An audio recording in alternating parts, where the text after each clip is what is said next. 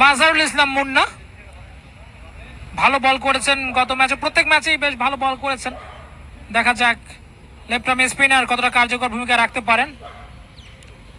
স্ট্যাম্পের মধ্যে প্রথমে ভাবলেন লফটেড খেলবেন, পরবর্তীতে শটটাকে চেক করলেন একদম সোজা ব্যাটে, এক্সট্রা কাভারে ফিল্ডারের কাছে কোনো রান নয়, ডট বল।